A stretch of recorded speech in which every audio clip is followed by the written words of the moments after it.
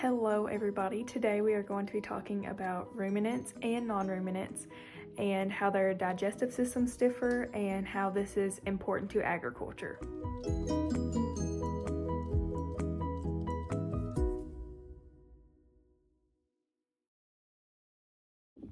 So our standard for this lesson is going to be 6.1, Digestive System Identification.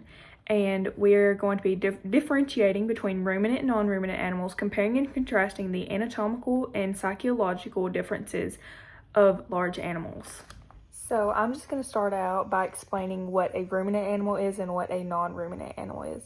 So a ruminant animal is an animal that's going to have a 4-part stomach, and they digest tough plant materials. So a ruminant is going to eat their food and then is going to regurgitate it back up and then chew it again, and then they swallow it again, and then their stomach uses special enzymes to break down the tough plant material and different grasses and corn and stuff. So an example of these animals would be cows, sheep, goat, things like that. And then a non-ruminant animal is going to be like me and you. And it's going to be like pigs, horses, and dogs, and they have a 1-part stomach, and they chew their food, swallow it once, and the stomach uses acids and enzymes to digest the food, and they cannot digest tough plant material as efficiently as ruminants. So that is what they are. So this is a ruminant digestive system. And I'm not going to go into detail about each of the names of the stomachs, but if you look at the red arrows and kind of the direction that they're flowing in, you can see how exactly it goes into each of the stomachs, and it's not just a one stomach act. It is the job of multiple stomachs to break down this tougher material that they eat all day. This is an example of a non-ruminant digestive tract. And so just like with us, we eat our food, swallow it, goes into our stomach and then our intestines. And it doesn't have to go through all of these different stomach systems like a ruminant's stomach would. And so we've got certain acids and enzymes inside of our stomach that break down our food that we eat. So there is the non-ruminant.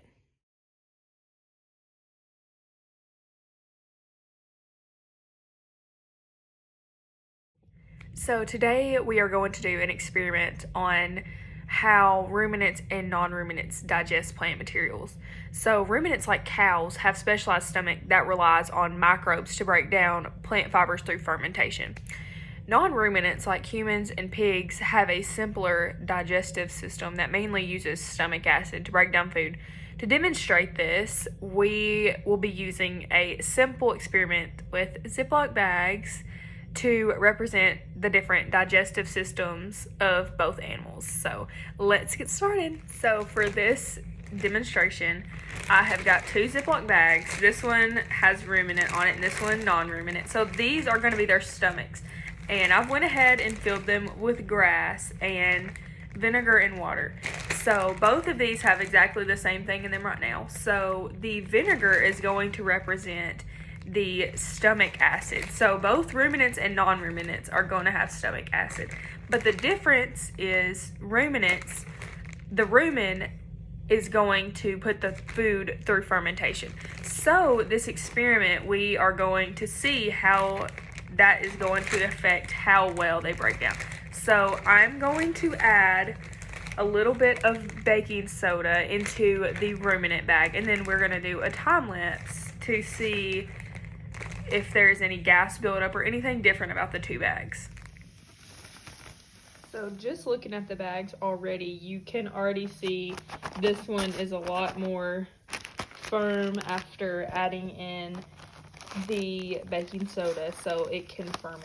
So I didn't include the time lapse because the results were almost instant. So these were once the same exact bag, and they just had the grass and the stomach acid, and when I added the baking soda to this bag, it made all of this gas inside of the bag, which is a representation of how the stomach of a ruminant ferments the food so that it can digest it. So I'm going to show you how this impacts agriculture because obviously this type of stomach is very different from this, and so that is going to determine a bunch of different things.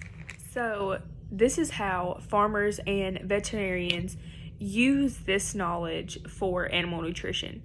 Farmers and veterinarians use their understanding of ruminant and non-ruminant digestive systems to feed animals properly, prevent health issues, improve growth and productivity, and here is how. So feeding the right diet to your animals as a farmer is going to be very important.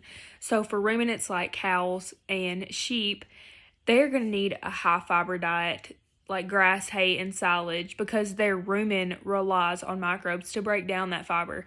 So for example, a cow eating too much corn instead of fiber, they can develop acidosis, which is a serious stomach problem that is going to leave the farmer with less money, and it's going to affect them in that way.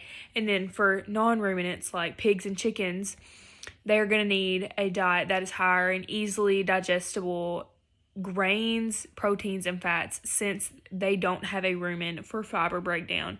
For example, pigs are often fed corn and soybean meal for fast growth, while horses eat hay plus grains for energy. So another reason why this information would be important to veterinarians and farmers is preventing digestive issues. So something like bloat in ruminants. If a cow eats too much clover, gas is going to build up in the stomach, causing painful bloating. Farmers can prevent this by balancing their diet and avoid sudden feeding changes. And another one is colic in horses. Since horses ferment fiber in their hind gut, sudden changes in the diet can cause colic, which is a severe stomach pain.